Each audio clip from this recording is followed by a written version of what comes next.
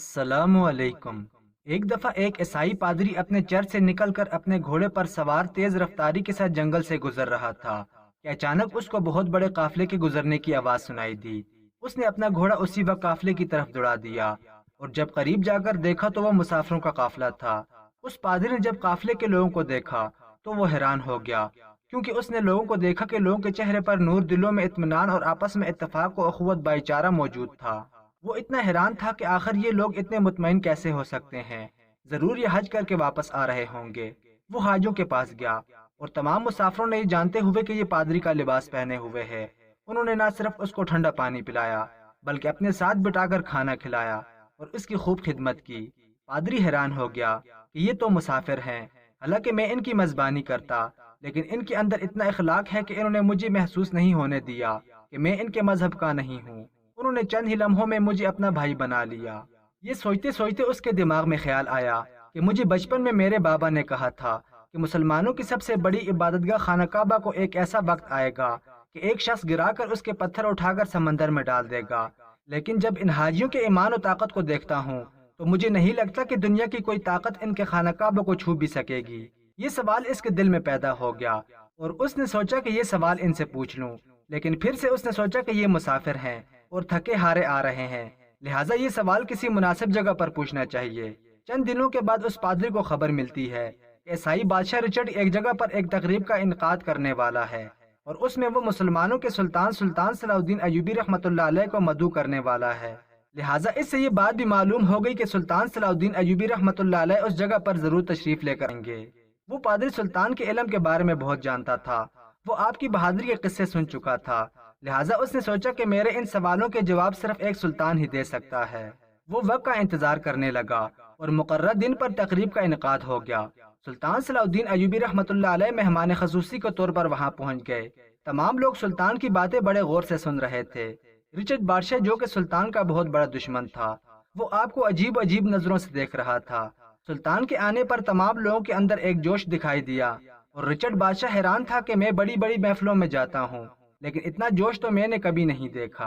आखिर सुल्तान सलाउद्दीन अयूबी में ऐसी क्या बात है कि जो दुश्मन को भी अपना बना लेता है। ये पादरी बहुत हैरान हुआ और अपने दिल में सवाल लिए सुल्तान के सामने हाजिर हुआ। तो सुल्तान ने उससे पूछा कि आप किस सिलसिले में हाजिर हुए हैं। तो उस पादरी ने कहा कि सुल्तान मुअज्जम, मेरे वालिद जो कि इंद्रोनिकोस चर्च में एक बहुत बड़े पादरी थे, उन्होंने मुझसे कहा था कि एक वक्त आएगा कि मुसलमान तो अपने खुदा के घर को भी नहीं बचा सकेंगे और उनकी आंखों के सामने ही खुदा का घर गिरा दिया जाएगा। ऐ सुल्तान, मैं ये जानना चाहता हूँ कि मेरा बाप कभी झूठ नहीं बोलता था, लेकिन मैं ये आपके मुंह से इस बात की तस्दीक करना चाहता हूँ कि क्या ये हकीकत है, इस बात में कितनी सच्चाई है कि खाना काबा को मिस्मार कर दिया जाएगा और मुसलमान बेबस हो जाएंगे। क्योंकि सुल्तान मुअज्जम, मैंने देखा है कि 2 दिन पहले मुसलमानों के बड़े बड़े काफिले हज से वापस लौट रहे थे और मेरे दिल में ये सवाल उठा कि मेरे वालिद ने मुझसे कहा था कि मुसलमान बेबस हो जाएंगे, जबकि मुझे समझ नहीं आ रहा कि मुसलमानों के इतने बड़े बड़े काफिले इतनी बड़ी तादाद में खाना काबा की जियारत करके अपने फराइज सर अंजाम देकर आ रहे हैं। तो गोया इतनी बड़ी मुसलमानों की तादाद में कैसे कोई खाना काबा को कोई मस्मार कर सकता है।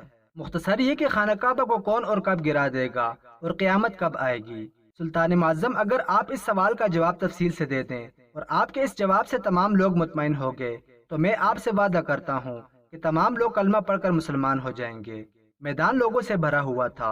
आपने कहा कि मैं अपनी बात तो नहीं करता, बल्कि रसूलुल्लाह सल्लल्लाहु अलैहि वसल्लम ने फरमाया कि क़यामत की सबसे बड़ी निशानी यह है कि एक मर्द मक्के में दाखिल होगा जो कि खाना काबा को गिरा देगा और इसके पत्थर और ईंटों को समंदर में डाल देगा।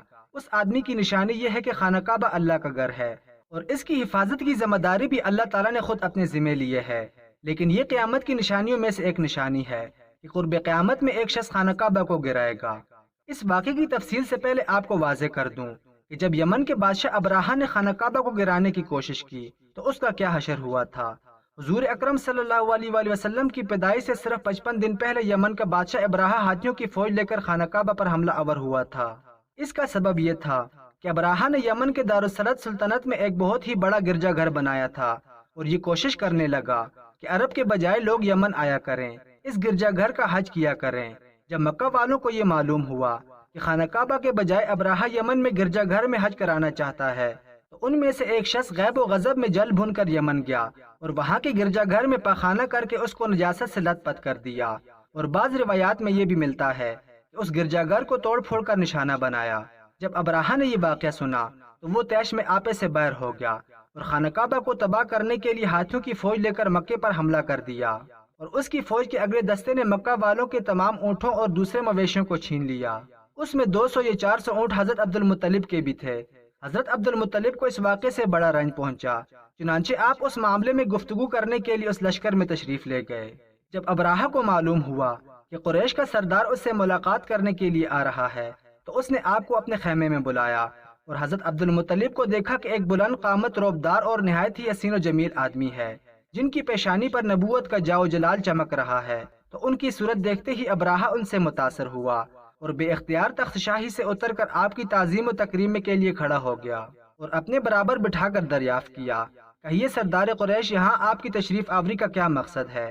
حضرت عبد المطلب نے جواب دیا کہ ہمارے اونٹ اور بکریاں وغیرہ جو آپ کے لشکر کے سپاہی ہاں کر لے گئے ہیں، آپ ان سب مویشیوں کو ہمارے سپرد کر دیجئے۔ یہ سن کر ابراہہ نے قہقہا لگایا اور کہا کہ اے سردار قریش، میں تو یہ سمجھتا تھا کہ آپ بہت ہی حوصلہ مند اور شاندار آدمی ہیں، مگر آپ نے مجھ سے اپنے اونٹوں کا سوال کر کے میری نظروں میں اپنا وقار کم کر دیا۔ اونٹ اور بکریوں کی حقیقت یہ کیا ہے؟ میں تو آپ کے کعبے کو توڑ پھوڑ کر برباد کرنے کے لیے آیا ہوں، آپ نے اس بارے میں گفتگو ہی نہیں کی۔ حضرت عبد المطلب نے کہا، مجھے تو اپنے اونٹوں سے مطلب ہے، کعبہ میرا گھر نہیں بلکہ وہ خدا کا گھر ہے، اور وہ خدا اپنے گھر کو بچا لے گا، مجھے کعبے کی ذرا بھی فکر نہیں ہے۔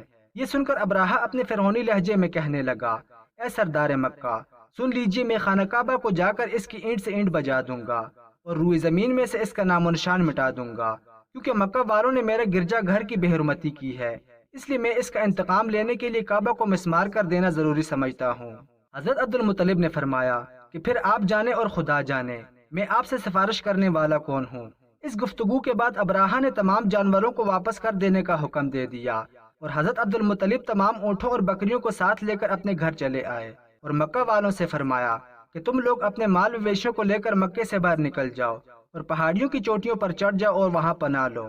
مکہ والوں سے یہ کہہ کر پھر خود اپنے خاندان کے چند آدمیوں کو ساتھ لے کر خانہ کعبہ میں گئے اور دروازے کو پکڑ کے انتہائی بے قراری اور تکلیف کے ساتھ دربار باری تعالیٰ میں اس طرح دعا مانگی کہ اے میرے اللہ، بے شک ہر شخص اپنے اپنے گھر کی حفاظت کرتا ہے، لہٰذا تو بھی اپنے گھر کی حفاظت فرما اور عیسائیوں کے مقابلے میں اپنے اطاعت گزاروں کی مدد فرما۔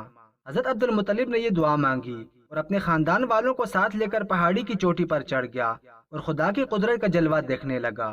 ابراہہ جب صبح کو خانہ کعبہ جانے کے لیے اپنے لشکر کے ہاتھیوں کی قطار کے ساتھ آگے بڑھا اور مقام مخمس میں یہ پہنچا تو خود اس کا ہاتھی، جس کا نام محمود تھا، ایک دم بیٹھ گیا۔ انہوں نے کوڑا مارا اور بار بار للکارا مگر ہاتھی نہیں اٹھا۔ اسی حال میں قہر الہی ابابیلوں کی شکل میں نمودار ہوئے اور ننے ننے پرندے جھنڈ کے جھنڈ، جن کی چونچ اور پنجوں میں 3 کنکریاں تھیں، سمندر کی جانب سے حرم کعبہ کی طرف آنے لگے۔ بابیلوں کی لشکر نے ابراہہ کی فوج پر اس زور و شور کے ساتھ سنگ باری شروع کر دی کہ ابراہہ کے لشکر اور اس کے ہاتھیوں کے پرخچے اڑا دیے گئے۔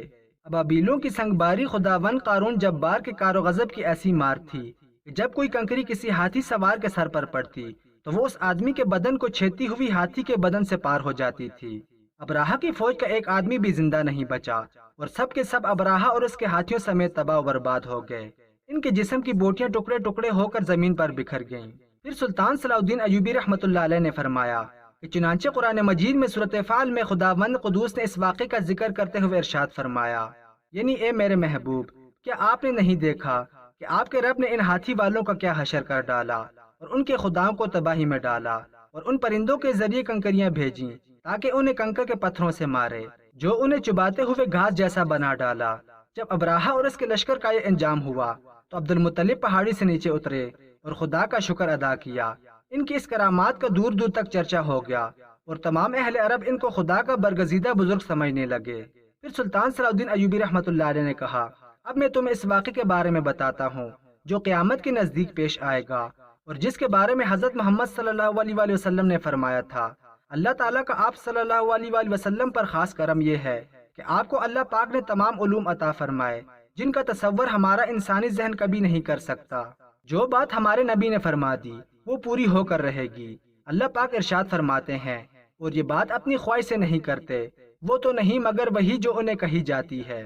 اللہ کے علم کے سمندر کے مقابلے میں نبی صلی اللہ علیہ وآلہ وسلم ایک قطرہ ہے، مگر آپ صلی اللہ علیہ وآلہ وسلم کا یہ قطرہ تمام مخلوق کے لیے ایک سمندر کے برابر ہے۔ یہ بات سچ ہے کہ آپ صلی اللہ علیہ وآلہ وسلم کے علم کے بارے میں اندازہ نہیں لگایا جا سکتا۔ اللہ کی ذات تو بہت وسیع ہے، ہم اس کا اندازہ کس طرح لگائیں گے؟ آپ صلی اللہ علیہ وآلہ وسلم نے اپنے سے پہلے گزرے انبیاء کرام اور ان کی امتوں کے ساتھ ساتھ آنے والے وقتوں کے بارے میں بھی امت کو آگاہ کیا۔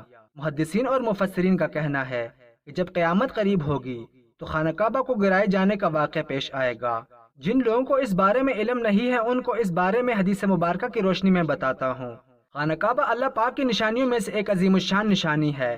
جب تک کعبہ قائم ہے اس وقت تک دنیا بھی قائم و دائم رہے گی۔ جب خانہ کعبہ کو گرایا جائے گا تب قیامت نورما ہوگی۔ جب قیامت قریب آئے گی اس وقت ایک بدبخت حبشی خانہ کعبہ کو گرا دے گا، پھر قیامت آئے گی۔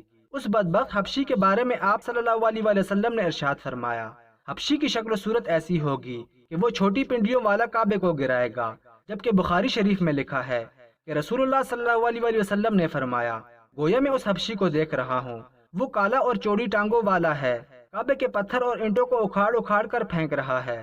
بخاری شریف میں ہے کہ قیامت کے وقت عیسیٰ علیہ السلام کے رہنے کے بعد جب لوگوں کے سینوں میں سے قرآن بجھا لے گا تو اس کے بعد وہ بدبخش حبشی خانہ کعبہ کو گرائے گا۔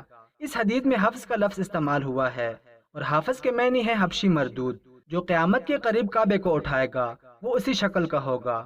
دوسری روایات میں ہے کہ اس کی آنکھیں نیلی نیلی، ناک پھیلی ہوئی ہوگی اور پیٹ بڑا ہوگا۔ اس کے ساتھ اور لوگ بھی ہوں گے جو کہ ایک ایک پتھر اکھاڑ ڈالیں گے اور سمندر میں لے جا کر پھینک دیں گے۔ یہ قیامت کے بالکل نزدیک ہوگا۔ آئندہ سالوں میں امام مہدی اور حضرت عیسیٰ علیہ السلام کا نزول ہو جائے گا، دجال نمودار ہو جائے گا اور فتنہ فساد پھیلائے گا۔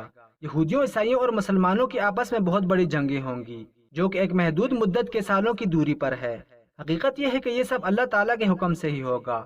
اگر گہری نگاہ سے دیکھا جائے تو بڑے بڑے فتنے تو کئی صدیاں پہلے سے ہی رونما ہونا شروع ہو گئے تھے۔ مسلمانوں اور یہود و نصارہ میں بڑی بڑی جنگیں ہوئیں۔ کتنی مرتبہ قبلہ اول فتح ہوا، کتنی مرتبہ قبلہ اول پر یہودیوں کا قبضہ رہا۔ صرف 20ویں اور 21ویں صدی کے سیاسی معاملات و واقعات کو ہی قرب قیامت سمجھ لیا جانے لگا ہے، جبکہ نبی کریم صلی اللہ علیہ وسلم کے ایک فرمان کے مطابق آپ کی وفات کے بعد کا سارا زمانہ قرب قیامت ہی ہے، چاہے کتنی ہی صدیاں بیت جائیں۔ سلطان صلاح الدین ایوبی پر اللہ کا خاص کرم تھا اور اللہ کی ذات نے سلطان سے بڑے بڑے کام لیے۔ اس میں کوئی دو رائے نہیں کہ جب سلطان اقتدار میں آئے تو آپ نے اسلام کا جھنڈا اقوام عالم میں لہرایا تھا۔ سلطان اکثر کہا کرتے تھے کہ کسی بھی سلطنت کے سلطان کو اسلام کی بنیادی تعلیمات کا یقینی اور مکمل طور پر پتہ ہونا چاہیے تاکہ وہ کہیں بھی کسی بھی سوال کا منہ توڑ جواب دے سکے۔ اور ہر دور کی طرح اس دور میں بھی کچھ لوگ ایسے تھے جن کو اسلام سے بے پناہ نفرت تھی اور وہ چاہتے تھے کہ کسی طرح اسلام اور مسلمانوں کا صفحہ ہستی سے نام و نشان مٹ جائے۔ جب اس پادری کو اس کے سوال کا جواب مل گیا تو وہ پادری اپنے ساتھیوں سمیت مسلمان ہو گیا۔ ایک دن سلطان اپنی عدالت میں موجود تھے۔ ایک یہودی عورت اپنے چند کنیزوں اور ملازموں کے ساتھ سلطان کے سامنے حاضر ہوئی، لیکن اس نے مکمل پردہ کیا ہوا تھا اور ایک خاص قسم کا عظیم الشان لباس پہنا ہوا تھا۔ اپنا تعارف کروانے کے بعد بولی کہ اے سلطان، میں نے سنا ہے کہ قرآن شریف میں ہر سوال کا جواب ہے، اگر آپ میرے چند سوالات کے جواب دے دیں تو میں مسلمان ہو جاؤں گی۔ سلطان صلاح الدین ایوبی نے بڑے مزے میں کہا، پوچھیے کیا سوال ہے، میں آپ کو ان کے جواب ضرور دوں گا۔ لڑکی نے سوالات کی بارش کر دی۔ وہ ایسی کون سی چیز ہے جس کو خدا نے تخلیق نہیں کیا؟ وہ کون سی چیز ہے جو خدا کے علم میں نہیں ہے؟ وہ کون سی چیز ہے جو اللہ تعالیٰ کے پاس نہیں ہے؟ وہ کون سی چیز ہے جس کے سب بال ہی بال ہیں؟ وہ کون سی چیز ہے جس کا صرف منہ ہی منہ ہے؟ وہ کون سی چیز ہے جس کے صرف پاؤں ہی پاؤں ہیں؟ وہ کون سی چیز ہے جس کی صرف آنکھیں ہی آنکھیں ہیں؟ وہ کون سا بندہ ہے جس کا خاندان نہیں ہے؟ وہ کون سی چیز ہے جو شکم مادر میں نہیں رہی؟ وہ کون سی بے جان چیز ہے جو سانس لیتی ہے؟ ناقوس کی آواز کا معنی کیا ہے؟ وہ کون سی چیز ہے جس نے ایک مرتبہ پرواز کیا؟ وہ کون سی چیز ہے جس پر صرف ایک بار سورج چمکا؟ وہ کون سا درخت ہے جس کے سائے کو تیز رفتار سوار 100 سال دوڑ کر بھی عبور نہیں کر سکتا؟ وہ کون سا درخت ہے جو دھوپ اور پانی کا محتاج نہیں؟ پھر سلطان نے کہا، میں اپنے رب اور اپنے پیارے پیغمبر حضرت محمد صلی اللہ علیہ وآلہ وسلم کی برکت سے آپ کو ان سوالات کے جواب دے رہا ہوں۔ وہ چیز جو مخلوق نہیں وہ خدا ہے، وہ چیز جو اللہ کے پاس نہیں وہ ظلم ہے۔ اللہ تعالیٰ کے فرمان ہے کہ اللہ اپنے بندوں پر ظلم نہیں کرتا۔ وہ چیز جو صرف بال ہی بال ہے وہ ہوا ہے۔ وہ چیز جس کا منہ ہی منہ ہے وہ آگ ہے۔ وہ چیز جس کے صرف پاؤں ہی پاؤں ہیں وہ پانی ہے۔ وہ چیز جس کی صرف آنکھیں ہی آنکھیں ہیں وہ سورج ہے۔ وہ شخص جس کا کوئی خاندان نہیں وہ حضرت آدم علیہ السلام ہے۔ وہ چیز جو شکم مادر میں نہیں رہی یہ 5 ہیں: حضرت آدم علیہ السلام، حضرت حوا حضرت اسماعیل علیہ السلام کی قربانی کا دمبا، حضرت موسیٰ علیہ السلام کا عصا، اور 5واں حضرت صالح علیہ السلام کی اونٹنی۔ وہ بے جان چیز جو سانس لیتی ہے وہ صبح ہے۔ ناقوس کے الفاظ کے معنی یہ ہیں: حق ہے ٹھہرو ٹھہرو، خدا عادل ہے اور وہ سچا ہے۔ جہاں سورج ایک بار چمکا تھا وہ دریا نیل کی سرزمین ہے جس پر موسیٰ علیہ السلام نے اپنا عصا مار کر دریا کو 2 حصوں میں تقسیم کر دیا تھا اور راستہ بن گیا تھا۔ وہ درخت جس کو میں اگر تیز رفتاری کے ساتھ بھی چلوں تو 100 سال تک بھی پار نہیں کر سکتا، وہ شجر توبہ کا درخت ہے جس کی شاخ جنت کے ہر محل میں جاتی ہے۔ دنیا میں اس کی مثال سورج ہے جس کی گردن ہر گھر میں پہنچتی ہے۔ اور وہ درخت جو پانی کے بغیر اگا تھا وہ حضرت یونس علیہ السلام کے لیے اگایا گیا تھا۔ جب اس عورت کو سارے جوابات مل گئے تو اسی وقت مسلمان ہو گئی اور سلطان صلاح الدین ایوبی رحمۃ اللہ علیہ کے سامنے کلمہ پڑھ لیا۔